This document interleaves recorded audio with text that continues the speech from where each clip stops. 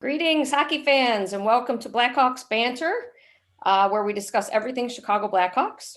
You can find us on the Hockey Writers YouTube channel and Facebook page, as well as read our articles on hockeywriters.com.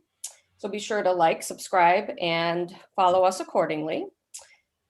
We record on Monday nights, so you can catch our latest show on Tuesdays.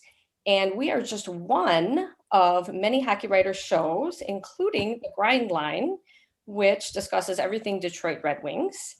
And they record on Friday nights so that their show drops on Saturdays, which leads me to today's show. As you can see, we have a couple new faces here, a lot of faces, because we are actually hosting a couple people from our Grind Line crew to coincide with this past weekend's original six matchup between the Blackhawks and Detroit Red Wings. We had a pretty exciting couple games here, so we're going to talk all about it and dissect everything. I would like to welcome our crew here. We have Devin Little and Ian McNaughton. Welcome, boys. Thanks for having us. Thank you for letting us come on to discuss the games this weekend. You betcha. You betcha. And of course, we have our usual crew here. We've got Brooke LaForno, Sean Filippelli, Greg Boyson, and I am Gail Kauchak. We've got a lot of people here, lots to cover, so let's jump right in. As you know, we know now, Saturday night, the Red Wings beat the Blackhawks 5-3. But then on Sunday, we had a 7-2 trouncing of the Red Wings by the Blackhawks. So we did split the series here. The first topic that I want to get to is we did do a bit of a preview post discussing everything. And we all gave our predictions as to what we're looking for over this weekend. So let's start by revisiting that and see how we did with our predictions. Let's get started with our Red Wings panel with our guests here. So Devin, let's see. You predicted one win, which you guys got. The Red Wings got. Not to brag or anything. You also mentioned strong goaltending. And let's see, who did you bring up? Robbie Fabry and Bobby Ryan. So how do you feel? Do you feel like your predictions came true? You know, all in all, I can't complain. I got the one win. I would have thought it would have came in the second game, but we got it in the first one. Cool. Strong goaltending, got it in the game that the Red Wings won. Jonathan Bernier definitely gave the team a chance to win, and they did. And I mean, that's not to say that Grice didn't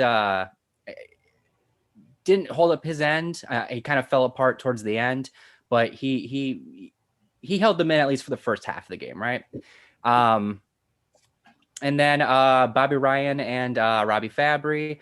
Personally, I noticed. Fabry wasn't even in the second game, unfortunately. But I did notice Ryan doing the things that he does for the Red Wings. I believe he got a goal, or at least I know he definitely got a point.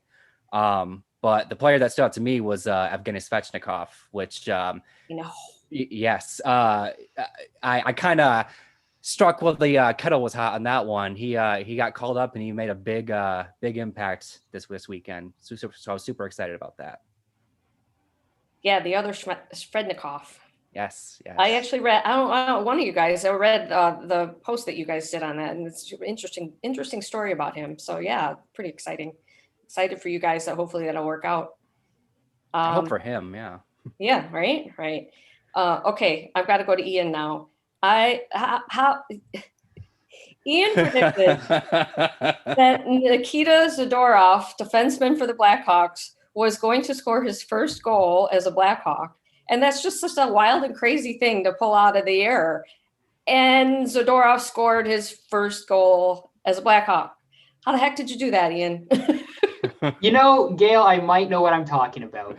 No, but I mean, I honestly just thought that if like someone like Zadorov would get his first goal, it would be against a team like the Red Wings, who have struggled quite a bit and have had games where they give up quite a few goals. We didn't see that because he scored Saturday, I believe it was, and Saturday wasn't the game I thought he would score. I thought it would be like the 7-2 type blowout that we saw on Sunday, but he scored, and I mean, he was kind of wide open and just free to go wherever he wanted, but he scored, and I called it, so good for myself, I guess. I don't know if I get anything for that, like a point or something, but Not from me, you don't. yeah, no, Devin was upset. Devin was very upset about that. So well, you also brought up, and I'm not sure if I'm going to say it right, Matthias Romain, is it? Romain, yeah. I mentioned Romain because he's starting, like, he's played almost every game not quite every game this season. I don't think he played on Saturday because I was looking, of course, but then I was going to say, before we came into the series, I'm like, he's starting to get the ball rolling. I think he had one, if not two goals coming into the series against the Blackhawks, and he been scoreless for who knows how long before we played the Blackhawks. And then he was starting to get rolling before we got into the series. And he was someone that I was really excited to see, and he was getting first line action at one point this season. So not quite what I was expecting out of him this weekend, but not totally disappointed either. Well, he'll be a player to watch moving forward. So yes, definitely. All right. Let's take it over to the Blackhawks crew here. Sean, we'll start with you. You did say that they would split the series, which they did. And of course, Kane's 400th. Woohoo! We can obviously have some discussion about that. And you had also mentioned Pia Suter as someone to watch. So you've got the floor. What do you have to say? First of all, if Zadorov impressed you Red Wings folks that much, we're happy to talk deals and see if he might help your team out a little bit better. So we can talk about that after the show. But as far as my predictions, I mean, we've been doing this all year and it's been fun to do, and we've been sort of off the mark or, close to here and there. But I just had a feeling that this was going to be the week and the weekend where, unfortunately, the Blackhawks just weren't going to be able to sweep these Red Wings. Clearly, with this rivalry, we knew it was going to be heated throughout. Them already winning 4 in a row seemed unlikely that they would continue that trend, despite the fact that both these squads are going in different directions. So it seemed like a safe bet to call that split. But again, I'll take credit where it's due. Kane's 400th. Again, I think any of us could have realistically predicted that. 399 going into the weekend. You had to sort of assume he was going to get at least one, to be honest. It sort of seemed like he might have been able to do it on the Saturday, but didn't have much of a showing there. So still happy that he was able to do it on the Sunday. And as far as Suter goes, he was just, he had struggled as of late. So similar to what Ian had talked about with Zadorov, if he was going to break out of that, it sort of felt like it was going to happen, in the team that he scored his first ever hat trick against, where he might have had that confidence infused back into his game, and we might have seen him play a little bit more free flowing. And I think that's what we saw. I mean, he ended up breaking out of that slump, scored a goal, which ended up being a game winner. So I'm happy with the way I foresaw this one coming all around. Awesome. Okay, so Brooke here was our beacon of positivity. Brooke predicted that the Blackhawks were going to sweep, and darn it, they should have, but they didn't. And you had also brought up Connor Murphy as your player to watch.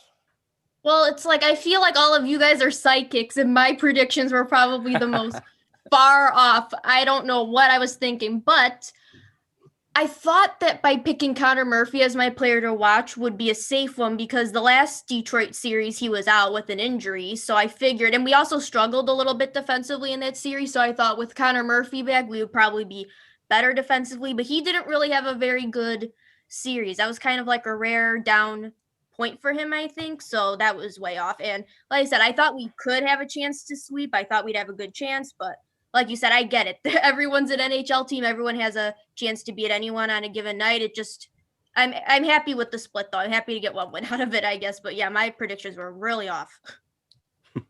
I think we could all say we're happy with the split, right? Like each person got to see their team win once. So yeah. All right, finally, let's go to Greg here with this with our predictions. I think you had predicted the opposite way of the wins, but still a split, right? So, and then you had mentioned Alex DeBrincat as your standout player. Yeah, I thought the Blackhawks would lose the Sunday game, being in their third game in 4 days. So I just had them flipped in the order. You could argue, this weekend showed you kind of how silly hockey can be, because you could argue that the team that played better lost both nights. The Hawks were the better team for the majority of that first game, but Bernier was great, and then they made a couple of bad defensive plays. Detroit capitalized on it, and that was the end of that game. And then, for the first 2 periods, the Red Wings had a huge shot advantage Sunday night, and then all of a sudden the third period the wheels came off pretty quickly. Grice is smashing his goal stick. We've got celebrations every other minute, good times. I predicted a big series from DeBrincat. That's kind of been easy to do lately. He's been on fire. He's proving that he's a big time player, even though he still has his detractors out there. I had a guy tell me on Twitter last night. I literally not just typed out LOL. I literally laughed out loud when this guy told me that Alex DeBrincat's greatest skill his entire career is being on lines with other great players. So, whatever. But as a wise man once told me years ago, if you aren't being hated, you aren't doing it right. So hate away, haters. He'll keep scoring goals. There you go. Yeah. Okay, so I actually, silly me, thought that Colin Delia might actually get a call up against Detroit Red Wings, seeing as the Blackhawks are headed to I'm sorry, guys, but the Blackhawks are headed now toward playing some really good teams. And so I thought if Delia was going to play, he was going to play. But it turns out he got sent down to the Rockford Ice Hogs on a conditioning assignment. And things aren't looking too good for him because he actually gave up 6 goals down there. I think that you covered the game, Greg. Did he look rusty? Was it the defense in front of him? What's up with Delia?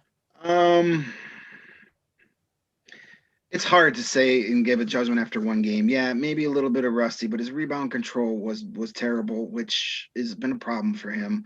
The defense down there isn't great. That team is full of first-year pros, a lot of young kids that would be playing juniors right now in a normal league. So it's tough to just say, but fundamentally, he didn't look good. He never looked comfortable in that. His rebound control wasn't good. He was fighting the puck a lot, not encouraging. I'm not saying we were writing him off, but your first argument to make in his defense is he hadn't had game action in 6 weeks. Well, the guy that started for Cleveland on the other end hadn't had game action in any league since March 11th of last year, and he made 32 saves. So that argument right out the window with that. So, listen, I know a lot of people, not a lot, but there's a good number of people on Twitter, Blackhawks Twitter, that thinks Delia is getting a raw deal and should get more playing time. We have to face facts. He's the 3rd best goalie right now, and you're not going to run a 3 goalie rotation when you're fighting for a playoff spot. Plans have changed. He's going to sit. You can't take away starts from the other 2 guys right now. That's a good point. Very good point. Okay, so let's get back to the Blackhawks here. I actually said that they would split as well. So I think most of us were pretty right on with that. And the last thing I want to mention before we move on to our next topic is that the Blackhawks did on Sunday have their retro reverse jerseys. And I have to admit that when they first came out with these, I was a bit neutral about the Blackhawks. But when they got on the ice with those, whoa, those things are sharp. I don't know. What did you guys think? You like the uniforms? Yeah, the setup looked sweet. When it all came together, it looked nice. I liked it a lot, seeing it out there. Yeah, Agreed. they were the Chicago Steel uniforms, essentially. But I've seen a lot worse, and I've seen some better. They were fine. They're good. They're not the best of the bunch of these uniforms, but they are far from the worst. I don't care if they're the Chicago Steels. They wore it well. So No, they look good. Yeah, I was kind of hoping Detroit would have theirs on too, so you can kind of. They did. They did. Your reverse retro looks exactly like your away jerseys. I don't. Yeah, you guys. I'm sorry, but your reverse jerseys were like. Wait, really- they were actually wearing their reverse jerseys yesterday? No. Okay, you confused me. I was like, really? They really are exactly. I don't But technically they did because it looks like it. I was kind of hoping they'd wear it because I don't know if you guys saw the highlights the other day of the Wild and the Kings when they both wore their retros. Yeah, that's cool. That was sexy. Animated. That was great stuff right there. So that's what I thought they were going to do. I thought this year, like when one team wore them, the other team would wear them too. They probably should have, but it Yeah, wouldn't have mattered for the Red Wings because theirs are like their practice jerseys. We've had a few opportunities to wear reverse retro. Like I think Florida came one night and Florida were wearing their reverse retros in Detroit, and the Red Wings politely declined the opportunity to wear their reverse retro. The team just announced on Twitter that they're gonna break them out for this week's game. So can't wait for that. All righty. Yeah. Woohoo. All right, let's move on here so we can get to all of our topics. I would like to talk a little bit about the power play. The Blackhawks started out the power play pretty red hot, and then they've kind of since slumped a little bit, although they're still doing okay. The Red Wings, I know that you can't say too much about your power play. I want to say that you've had 4 all season, but 2 of them were this weekend against the Blackhawks. So you're trending up, so the question is, if you just want to comment on your team's power play, what you think they're doing right, wrong. And let's go ahead and start with Ian on this one. Oh, man. It was nice to see it actually working this weekend. Like, this was a weird, like, if you told me like Chicago would be the team that Detroit would get 2 power play goals against, I would have been like, I don't think so. That doesn't seem right. But it worked. It worked. Hopefully we can continue it this weekend. I mean, not going to be easy with Columbus and Carolina, but if we can maybe get on a bit of a heater here, we deserve a good stretch on the power play, because we haven't had a good 2 game. Devin can correct me. We haven't had a good consecutive games with power play goals, if that makes sense. Like, we haven't been able to put it together for multiple games, and maybe we can this week, but it hasn't been good all year. Well, like I said, you're trending up. So I, for one, am going to be watching it for the rest of the season, because you've got almost nowhere else to go but up. Devin, what do you have to say about that?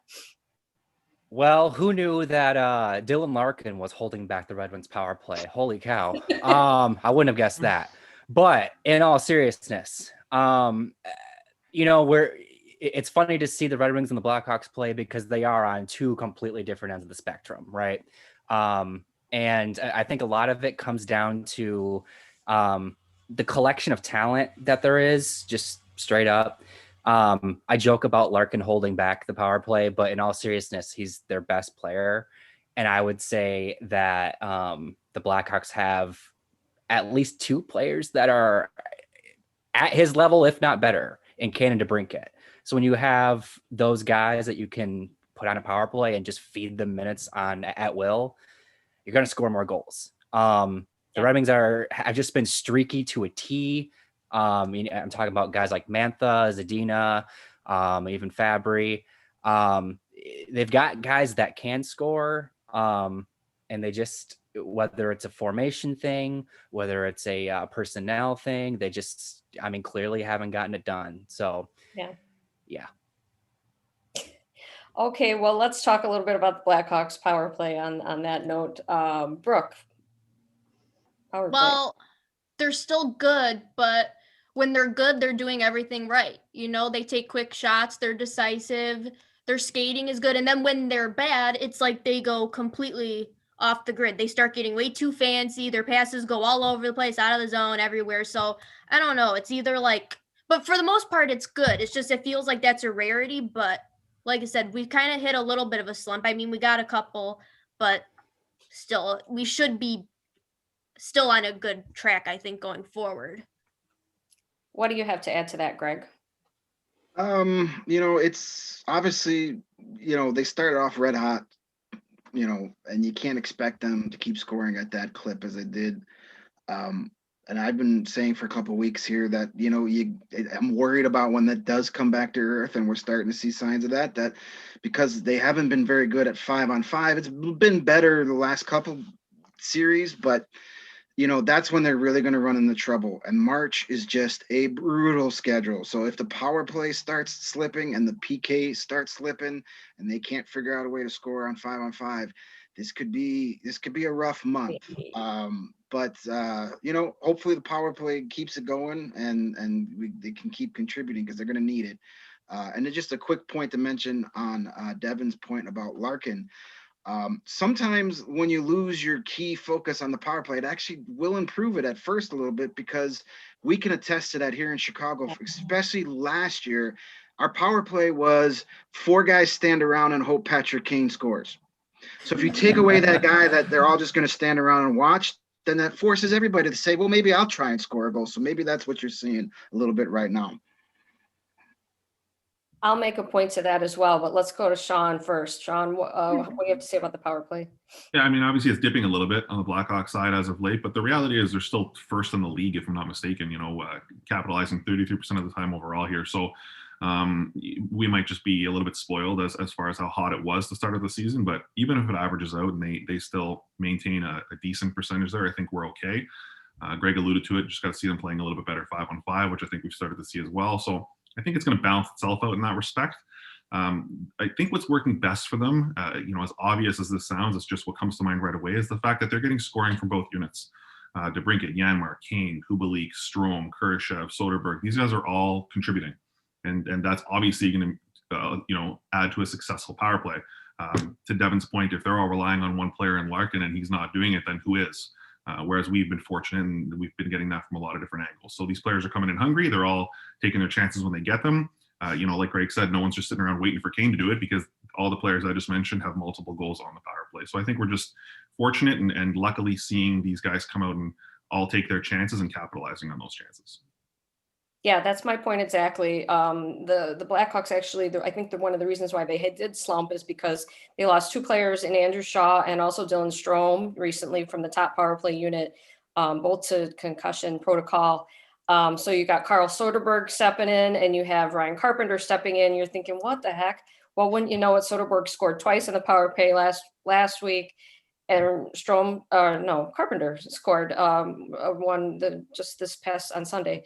And that's another thing too, they're just everybody's stepping up. And also I harp on this, everybody on the Blackhawks is going to roll their eyes, but I'm going to harp on it one more time.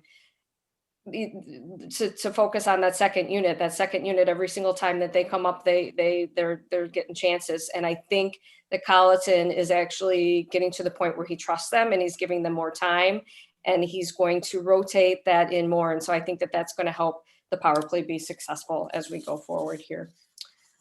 So we are actually about halfway through our show here. So I'll remind you that you can find us on the Hockey Writers YouTube and Facebook pages. We are Blackhawks Banter. You guys are the Grind Line. You can catch us at thehockeywriters.com with all of our great reading content. And we are all on Twitter with our individual accounts. We're all a lot of fun. So if you want to follow us that way too. Speaking of fun, we're going to have some fun with hypotheticals for our next question here. We're over a third of the way through the season. And in the Blackhawks case, it's pretty exciting to see that they're making strides as well as, developing. So much so that you would almost say, geez, there's some things that happen in the off season. There's some tough breaks here and there. If things would have gone a little bit differently, gosh, we'd be even that much more competitive. And I'm sure on the Red Wings side, really with any team, you have that where you can say, gosh, if this would have happened, that would have been so great. So I'd like to kind of visit that a little bit. And, if you guys were be GM or make these decisions or have something be different, what would it be? So how about you, Devin? What would you do? So I'm gonna kind of go back to a player I brought up at the beginning, and Svechnikov got into his first couple of games of the season this weekend, put up 3 points in 2 games. I'm not saying that is exactly the player that he is, but it shows you that this has been a player that can do some things that has not played up until this point, and he's not the only guy in the system that I think fits that category. The Red Wings are in a weird spot where they've got a ton of veteran guys, and they're paying a lot of money to. So to some extent, I get why their lineup is built the way it is. But with Svechnikov's performance this weekend, I can't help but wonder how many guys are playing in the AHL that could bring some legitimate offense and just overall boost to the lineup. So what changes would I make? I'd play more of the kids. If they harm the team, go back to the AHL, Okay, that's a fair point. How about you, Ian? What would you do?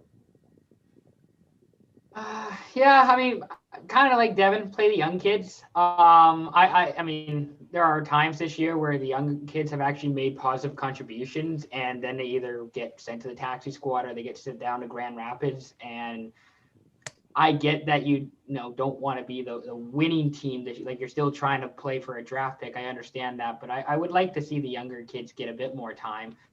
I mean, I don't know that this would make a big difference, but maybe firing Blashill before the season, going with a new coach before the season would change things too.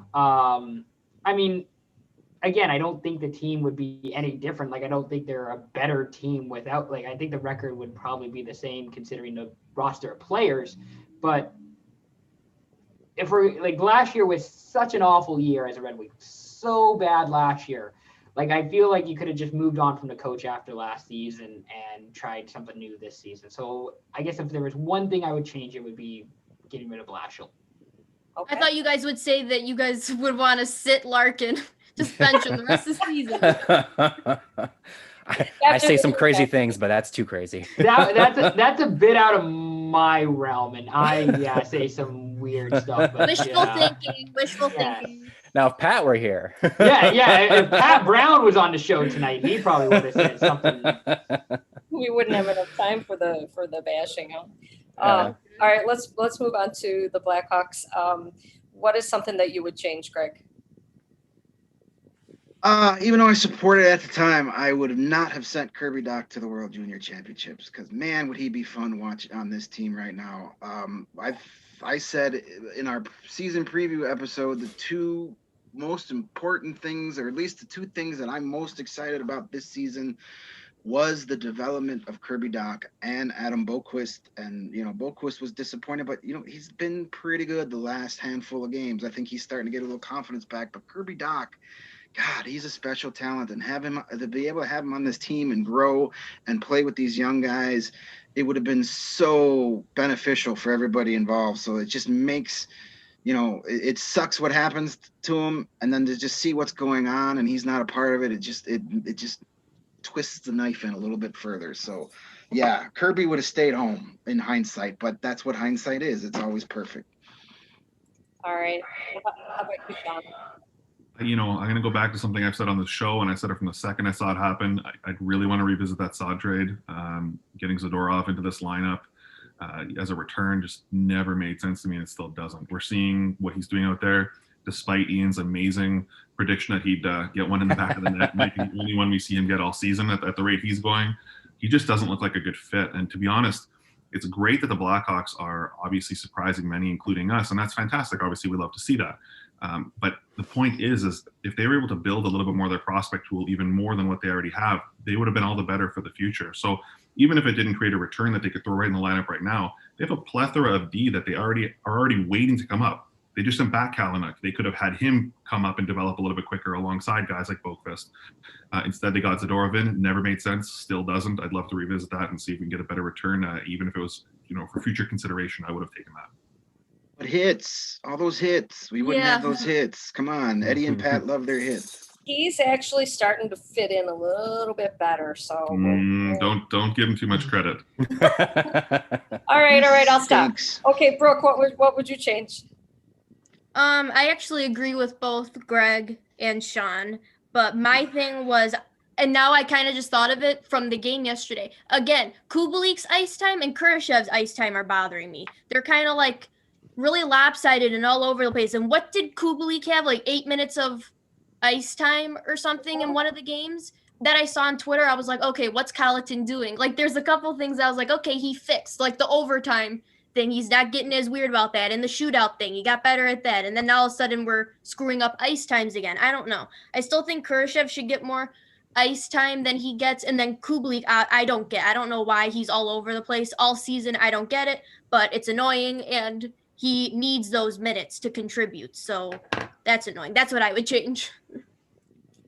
Okay, I'm gonna wrap it around to what Greg said. Definitely Doc. I cannot wait until next season because it's going to be really, really awesome to have him on board. I thought about, because Greg said Doc, to say, oh well, Taves, it would be so awesome if Jonathan Taves was here. But Doc is the future, and there's all these youngsters, and it's the young man, it's the kids team, and let's see them run with it. So next year. Hopefully next season we'll see that. No off-season tournaments for anybody. They're bad. Yeah, no. Especially for him. That's 2 years in a row Doc got hurt in a preseason tournament. Enough. Yeah, that's right. Yeah, the concussion too. So. Oh yeah, he did. You're right. Yeah, I forgot about that. Okay, so we're going to wrap everything up here for our final topic, predictions for next week. for both teams. So let's see. We've got the Red Wings facing the Columbus Blue Jackets on Tuesday, Carolina Hurricanes on Thursday. And then you actually have 4 days of rest before a 6-game homestand. So things could kind of be looking up for the Red Wings here. Ian, predictions? No pressure. Well, no, actually, mine isn't actually that insightful. They're just gonna lose both of their next games because they were reverse retros. I can't see them winning in their reverse retro. I'm sorry. I hope they don't win in a reverse retro because I don't want it to be a trend of wearing that jersey consistently. So I'm gonna say that the Red Wings lose both, and that's my entire reasoning for it. I can see where you're going with that. All right, Devin, can you give us a little more insight maybe? First, I do want to echo what Ian said. I hope to God that they don't start wearing that more if they win. But in all seriousness, they have they've actually only played Columbus and Carolina twice, and that was in the beginning of the season. So this is the first time the Wings are seeing these teams since January. They do have a win against both teams, so it's not too far-fetched to think that they can't get a win against these guys. If I, this is predictions, right? I'm going to say that they come away with a win against Columbus. Columbus is kind of in a bit of turmoil right now. It seems like the wheels are falling off that wagon. And then they will lose against Carolina. I like Carolina a lot. Yeah. And I think they're only going to get better, and they won't let teams like Detroit stand in their way. Something also to look out for, Dylan Larkin and Zach Werenski rehashing their beef from the last time. I'm looking forward to the Svech Cup. Svechnikov. Yes. Svechnikov. That should be fun. Absolutely. And I hope some more power play goals. Yes. That would be great. Pat would love that too. Evgeny Svechnikov, the Red Wings Svechnikov, was sent down right before they played Carolina a couple of years ago. Kind of a jerk move. So I'm hoping that, yes, he does get to finally play against his brother Andre. That'd be fun. He deserves it. He's had a rough go, and I've covered the AHL Central the last 2 seasons, and the talent, I've seen a lot of them in Grand Rapids. The talent is there. It's just a lot of times his body hasn't been agreeing with him. So hopefully he gets it together. He deserves a shot, and I even though he's playing for the Red Wings, I hope he does good. For sure. All right, let's talk about the Blackhawks to end this up here. Okay. I love the love that we're sharing. You betcha. Okay, so the Blackhawks actually continue their 5-game homestand. They're going to host the Tampa Bay Lightning this Thursday, Friday, and Sunday. They're arguably heading into the toughest stretch of their season. March is going to be really rough with some really good teams. But anyway, let's talk about the Lightning, because that's where it all started at the beginning too, where the Blackhawks really got handed the first couple games of their season not good. So, Sean, predictions for the week. Yeah, so like it's already been mentioned a couple times here, obviously March is going to be a big month for this team. Again, they've surprised many to this point, but the real test is going to be when they face these quality teams. I'm sorry, Red Wings fans, that was not a shot, but you understand what I'm saying. Facing the reigning Stanley Cup champions is a little bit of a different beast, and the reality is, the Hawks came out super sluggish to start the season, right against the reigning Stanley Cup champions. So I personally think they're going to come out energized, and I think they're going to come out in a way that's they don't want to see that performance again. They're going to be a little more confident. They're going to be a little bit more calm. They're going to be a little bit more patient. And I think they're going to just play a more structured game, one that we've seen through their success. However, with all of that said, this is the Tampa Bay Lightning. I don't foresee a lot of success for the Chicago Blackhawks team. They're still young, they're still learning, and they're just not as good. So the reality is, I'm hoping that the Hawks can maybe squeeze out 1 win of the 3, but what I'm looking forward to is sort of what we all looked forward to all season without expecting this kind of success, is that I just want to see the development from the first set to now. And I think that's what we're going to see out of this Chicago team, that they're going to play a lot better, a lot more structured, and they're just going to be more fun to watch. That first set was boring. They looked sluggish. They looked bad. I think they're going to look a lot better even if they don't get the wins. I sure hope you're right. How about you, Brooke? What do you think? Gosh, the PTSD is real. Thinking about that series. Oh, Lord, that was so bad. But I'm not gonna lie, I'm a little worried. I feel like there's a lot of trends we've been seeing over the last few games that are kind of concerning. We've been getting blown out at the faceoff dot. Our power plays become a little, I mean, they're still good, but not as good lately. And then our penalty kill has been not good lately. So it's stuff that we could get away with against Columbus and Detroit, but I don't know if that's going to suffice against Tampa Bay or Dallas, or I don't know. So that part concerns me. I hope that we're not going to, we're setting ourselves up for a bad trend here, but I still don't really see us. I do agree with Sean that I see us maybe being better than we were in the that first series, but I still think that Tampa's gonna take it. I do think we'll probably get one win probably out of the three. I think that's logical, but I don't know. There's a lot that's kind of worrying me lately, and now knowing that we're gonna be facing a hard schedule is kind of concerning. Gosh, I had one win out of 3 as well. Greg, are you gonna say the same? Are you gonna agree with us or not? I'm gonna go a little positive, which is a switch for me. I know. Holy moly! A little positive, not super positive. I hope we're recording this. I think they're going to take. I hope we're recording this. Yeah, me too. I don't want to have that power play discussion again.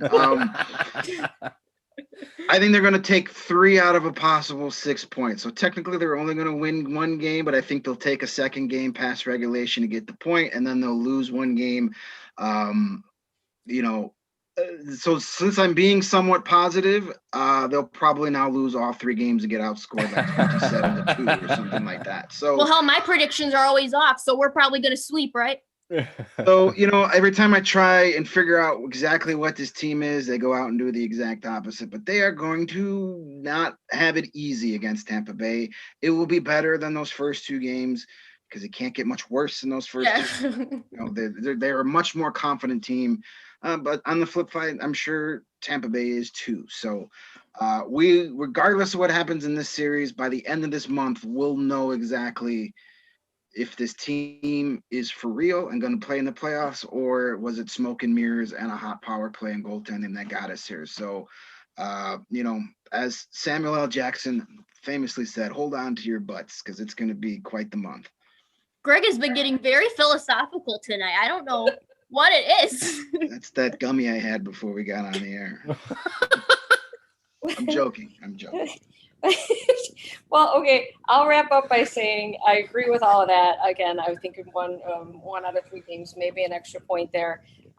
They've been giving up a lot of shots, and Lightning is going to take advantage of that. So a person to look out for is going to be Kevin Lakin, and Kevin Lakin is going to need to be on his game to keep this team in these games and give him any kind of chance to win. So hopefully he's taking a lot of power naps or something. Hey, I know that. And it just we don't want to get blown out like those first couple games. So I know it's real. The PTSD is real. Yeah, we'll see. So, all right, that's going to do it for our show tonight. If you haven't already, subscribe to our YouTube channel, like us on Facebook, follow us on the Hockey Writers, read all of our content, Twitter. It's been really, really fun. Thank you so much to Devin and Ian for joining us. And thank you for Greg, Brooke, Sean, and myself to some wins next week. So thanks for watching, everybody. Thanks for having us. Take care, folks. Bye-bye.